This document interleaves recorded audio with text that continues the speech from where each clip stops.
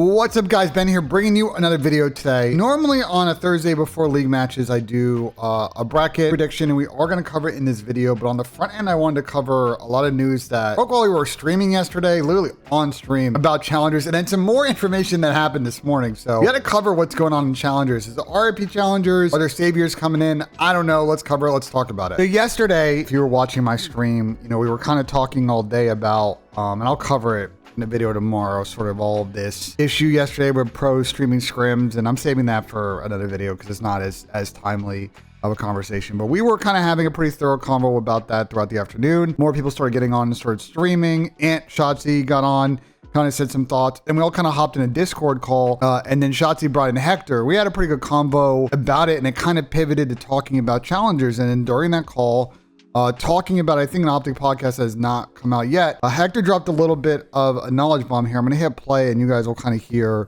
the point that he makes. It is beyond me how it is that we had a better path to pro system when we didn't have a path to pro system. Crazy, now that we have right?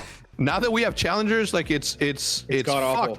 Listen, I read an internal email at OpTic today that said that the CDL is not interested in giving us a subsidy to host challengers at our event. So we're not hosting a challengers at our event. And you know how I feel about challengers. Wow. I was not going to put a challenger. What? I was not going to put a challengers team out there because I knew that it was just going to be me fucking spending money to promote something that didn't have an actual thought behind as to how somebody becomes a pro. It's just to pacify the rest of the pros that didn't make it into the pro league, that they just wanted to pacify them. They're like, hey, listen, there's gonna be a lot of pro players that are gonna be losing salaries. There's gonna be a lot of pro players that are gonna be losing their income because of this league. So let's give them a challenge, a path to pro, so that they can have like this carrot hanging in front of them. You know what I'm saying? You know, just to give some context, you know, in the past years, and I can kind of confirm this when I was working on Esports Engine, the league had provided economic support, production support, etc. to teams who wanted to run challengers events as part of their team-hosted majors, because it was in everybody's best interest.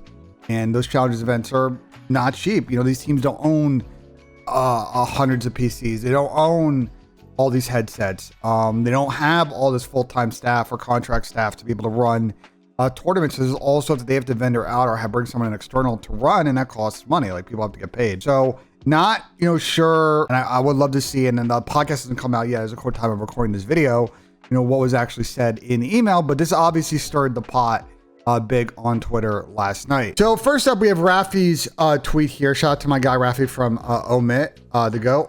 You know, he reached out here and you know, he DM'd me as well. But he reached out here on Twitter to try and get talk to Corey, talk to Hector about the primary circuit getting involved, and see how they can kind of help out with this. You know, they wanted to figure out and help OpTic with the economics as well. So don't know if OpTic will take him up on this. This was late last night, around 8:30. But, you know, they reached out. And then I think this morning, and I woke up to this is about 7:30 in the morning East Coast time. MDOS, who, if you don't know who MDOS is, he is a former, well, he also kind of still plays FIFA, professional player, world champion, like very good at his own right. Think about like the FIFA version of, say, like a Nate Shaw, for example, like someone who's, you know, competed and won, is now gone on to be an Oregon, or he is, if you click through his name here, you'll see that he's the chairman of Team Falcons. And so he tweeted out, if the league is fine with it and OpTic is willing to still operate it, we at Vegas Falcons, I think what he meant, are ready to help the challengers community and take care of all operational costs to make it happen. Grant Rousseau, who I believe is the global director of esports for Team Falcons, also responded as well this morning and said the challenger scene is a critical part of the community. Without it, we wouldn't have been able to raise the Saudi talent we have, which is a good point. You know, those Saudi players you see in the pro league right now, we're kind of grinding EU challengers for the last couple of years.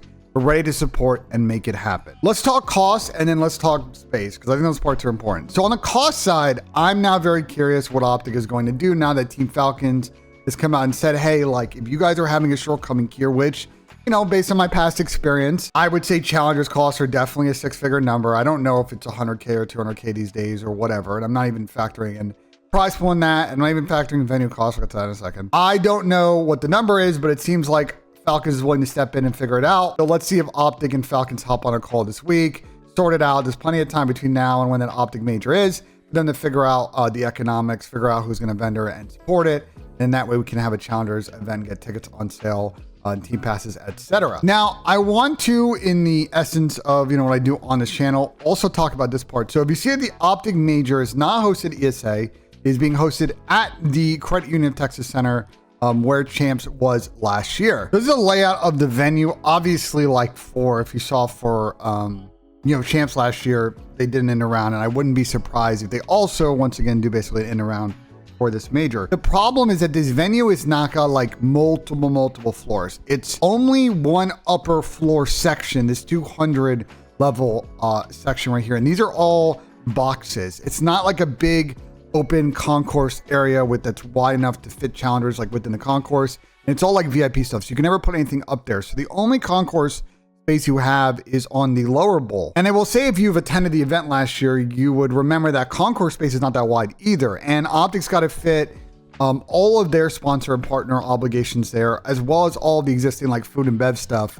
that exists down there. So there really isn't space to put any real 16 stations in challengers wise. Last year, I believe, if you see where 107 and 106 was, I believe that corner of the arena is where they put the 4 stations for challengers last year. But if you want to run an actual challengers event, you need 8 or 16 stations. So a couple of solutions that I think now will be explored here. So solution one is, you see here, Credit Union of Texas Center. This is where the venue is.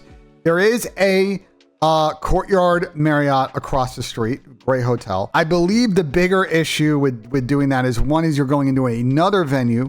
That's another contract you're going to have with this hotel. Hotel ballrooms are not cheap, I'll tell you from experience. And I also believe, just as a bit of a functional issue, not really sure what the full flow is to get into the ballroom side of this building. When people have to walk through the lobby of the hotel, you're going to get people away from the venue.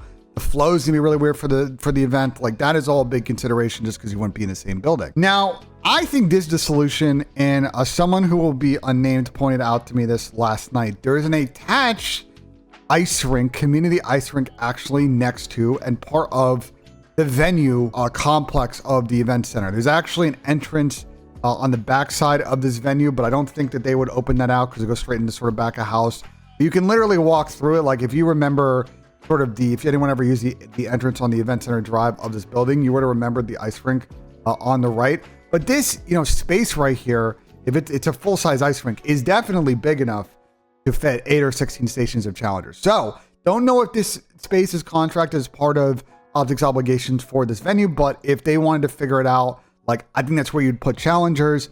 I hope that OpTic, Team Falcons, and everybody, the league, can kind of figure out how to use the space, because it would be very disappointing if the first 2 majors this year did not have a challengers event attached to it. So, all right, we'll talk more about challengers on my stream later today, probably by the time this video is already up, so make sure you tune in or watch the VOD on that. But let's do our bracket prediction for the upcoming online minor, which starts tomorrow, aka Friday. It's a single elimination 12-team tournament. 4 teams get buys into Saturday. So you lose one, you're out, you win, you keep going. So let's dive in. I'm gonna give you my predictions on who I think is gonna win this thing. All right, first up, we have Vancouver Surge versus Cloud9. This is an interesting matchup. I believe Cloud9 is probably favored, if I had to guess. And let me take a look. Yeah, the books right now have Cloud9 just kind of barely favored in this match, but neither team looked all that good the first 2 weeks, and it's about who do I trust to really, have put in the work the last 3 weeks, maybe not taking as long as a break to figure it out. I'll probably say Cloud9, but I'm not super confident in this one. This feels like a game 5, and I will not be surprised if Vancouver wins this one either. Both teams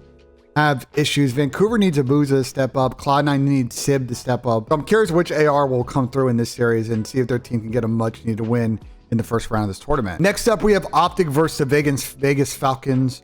By the way, both of these are sort of the later matches. The ones at the bottom are the earlier matches, but regardless, OpTic versus Falcons. This is a 3-0. Falcons has made some roster changes due to Khaled having to step aside for some personal issues, it seems like temporarily. They brought in 2 new players, and either way, it didn't matter if they had their O lineup or otherwise.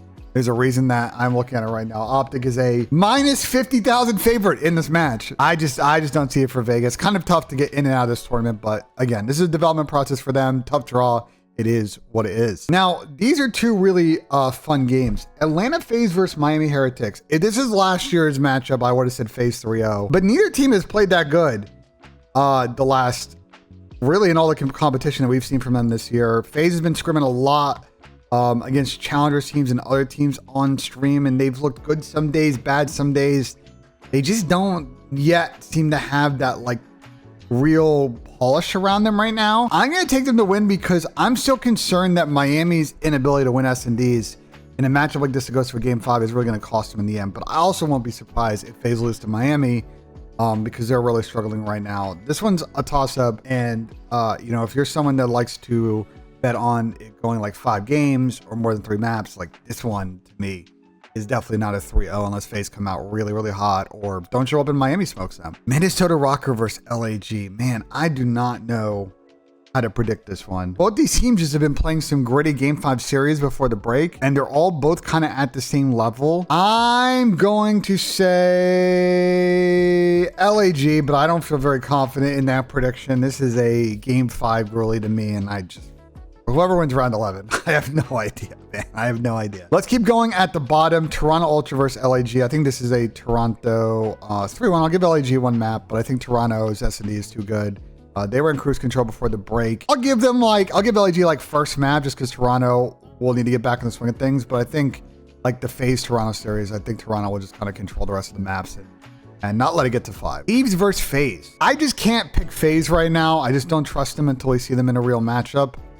This one did go the distance last time they played, and I won't predict that again here, but I think Thieves clutch it in game 5. The only thing with Thieves about this weekend is that I know they're one of the more under-practiced teams coming to this minor tournament.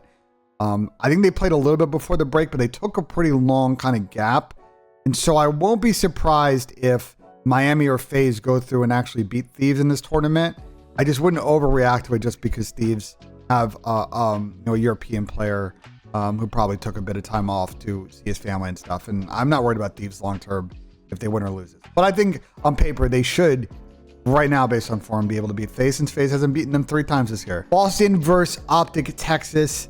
I'm going to give Boston a map, but I think OpTic right now are in cruise control. But OpTic's got to respect a little bit of Boston's map pool here. Boston's got to respect that probably it seems like OpTic and Scrims looks like a very good Hacienda team. So I'm excited to see play some vaults and some protocols in the series, but I think OpTic will probably drop like an S&D or something, but they're going to take this pretty clean, I think, in the respawns. But be huge for Boston if they could find a way to upset. They've looked pretty good so far this year. Carolina versus Cloud9 is a very fun, kind of gritty storyline matchup. I am going to say Carolina take this one 3-1. I want to give Cloud9 a map. I'm trying to think if Cloud9 will take this to a game 5, but I'm going to say that Carolina is still too good for that to happen. Carolina are really the surprise package of the season so far. I don't think anyone really expected them to be this good this early, but here we are. And I think Cloud9, look, if they can make it to round 2 of this tournament and build some momentum into the league matches where they need to really start piling some wins on the board, a good showing in this series, even if they don't win, would be big for that momentum. But I have them coming up short against Carolina. OpTic versus Carolina, game 5 banger. I think it's Shotzi like 10 or 11 kills last map.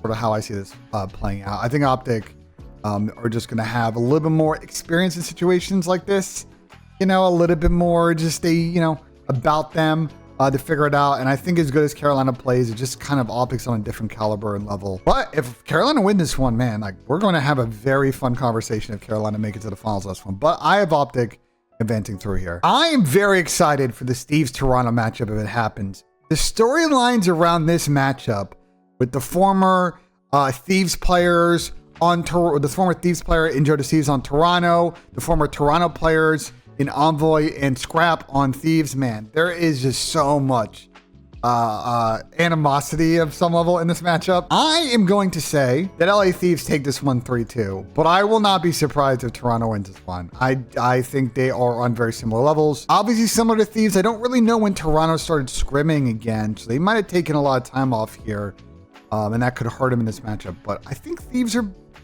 on paper should beat them, but this is a weird matchup all season that I am circling because there's just a lot of play here that could result in some weird kind of matchup cheese going on. So we'll see if it happens. All right, now we got the finals. Is this a best of 5 or a best of 7? The site thinks it's a best of 5. I actually don't know. So if someone knows, let me know in the comments. But it feels weird to have a single and best of 5 finals. Anyway, OpTic Texas, LA Thieves. I think right now, this could be a very weird matchup that goes down to Hasi. I've seen a lot of OpTic play Hasi. They look unbeatable on this map. We have not seen Thieves play a lot in general, especially on that map. I got an OpTic Game 5 clutch. The only thing is that in a Game 5 search, I think I trust Thieves more than I do OpTic. But I'm going to pick OpTic to win this just because they've been scrimming a lot and practicing a lot during this break. And so I think that they're well prepared going in this one. But I mean, I think this is a matchup we can see a lot this year. And I'm excited for it. But I think OpTic, just with the work that they put in over the last few weeks, I think it's going to pay off with a nice little online win. The OpTic Texas boys going into the final couple of league matches before the Madrid tournament. We covered a lot in this video. We talked about the challenger situation. We talked about my minor major 1 predictions. Let me know in the comments what you guys thought of the video. Like if you enjoyed, subscribe for more. I'll be live with the watch parties, coffee and COD all weekend. Make sure you check that out. And as always, guys, we will see you on the next one.